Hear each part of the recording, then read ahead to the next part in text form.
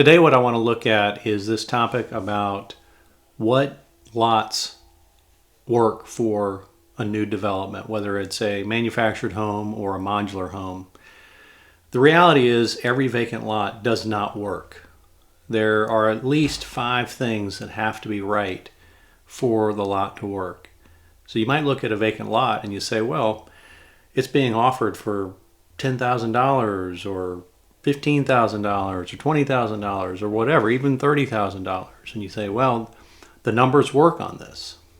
But before you get too excited about whether or not the numbers work for that lot, you need to make sure that a few things are true. Number one, the perc test. It's often called the perc test. Really, it's testing the soils to see how the soils drain and whether they drain appropriately for a septic system. And the county can do this test, or you can hire a private soil scientist to do the tests.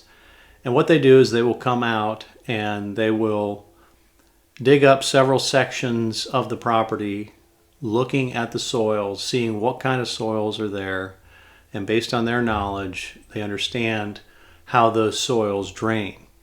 So it could drain too slowly, it could drain too quickly, the water table can be too high. There are all sorts of issues, and then they will map out the lot and tell you where the soils are good, where a septic system can go, and then you have an idea of whether or not that lot is viable. Sometimes there's a small section that's viable, sometimes there's plenty of room, sometimes there's not enough room for a septic tank and a drain field. So these are all issues that are important. A second issue is floodplain problems. If a property is in a floodplain, then that is going to create insurance issues and development issues. Sometimes even if you want to develop there and take the risk for the buyer having to pay higher insurance costs, the county may require you to build in a certain way. Or if there are wetlands, it will limit where your footprint is for where you build. So you need to be aware of floodplain issues and wetland issues, because it can restrict not only where you put a home, but it can also add to the budget for what it takes to build the home and for what your end buyer will be looking for. Most end buyers are not going to be wanting to buy a home that requires a high floodplain insurance. So even though the lot may look dry, you need to check the maps, the FEMA floodplain maps, and make sure that it is not in a floodplain or have significant wetlands that limit your footprint. Another issue is access and easement problems. Without a understanding of the plat map or what's going on in the Register of Deeds for that piece of property, without having a survey, without having some knowledge about what's been recorded on that, you have no idea where easements may be. You might have an easement going right through the middle of the property, or you might have an easement on the right or left or back or front, and it affects where your setbacks are for your building footprint. So you need to have an idea of where the easements are on that property. You also need to make sure you have legal and physical access. It may look like there's an old road that's been used for years, but that road may not belong to you. That may not belong to that property. So you need to make sure you have clear physical and legal access to the property. Otherwise, you could end up having a landlocked parcel and you didn't even realize it. And now you have to fight the neighbors to get access to that property. It could make it unbuildable and unsellable. Excuse me. The fourth is setback limitations. Now, I've sort of alluded to this with some of the issues because of the soil and where the septic would need to go and what have you. But the reality is every property has every county has rules and regulations for where a home needs to be set. And those setbacks are on the front, the sides, and the back. Maybe 30 feet on the front and 10 feet on the sides and 15 feet on the back, or whatever. Every county is different. So you need to know the setbacks, and you need to know what the county requires for what you're building. For example, they may require a minimum of 40,000 square feet to do a manufactured home. And if that's the case, then you have a certain limitation for the size of the property, and then setbacks for where the home needs to go.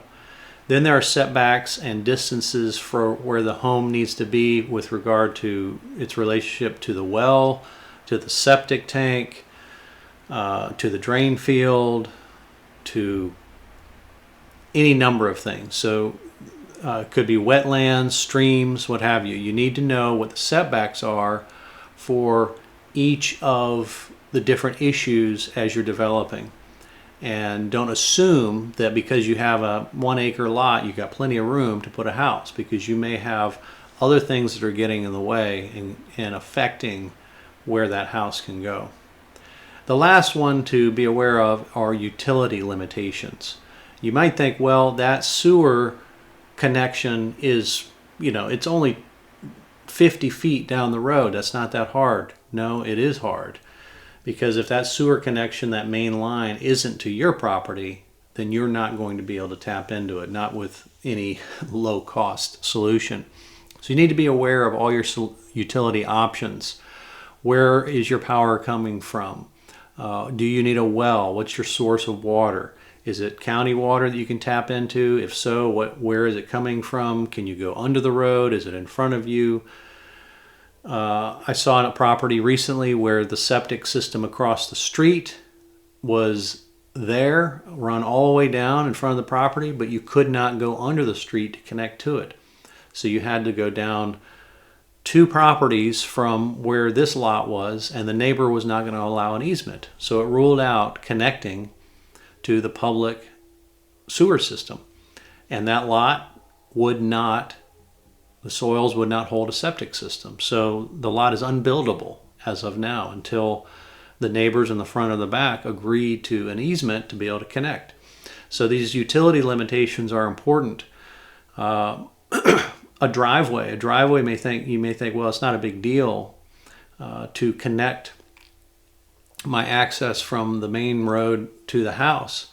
But how far do you have to go? Where are you developing that house on the property, and how long does that driveway need to be? Drainage issues. These all impact the utilities, whether it's the drainage for the septic system, or the drainage from the house, or the relationship between your house and the neighbors. These all affect the cost of that lot. So make sure you're aware of your water source, your sewer source, your electric source, and how all of these things work together, whether it's a manufactured home or a modular home. So hopefully you find this helpful as you are looking at lots and trying to get an understanding of what actually is the cost to buy that lot and to build on it.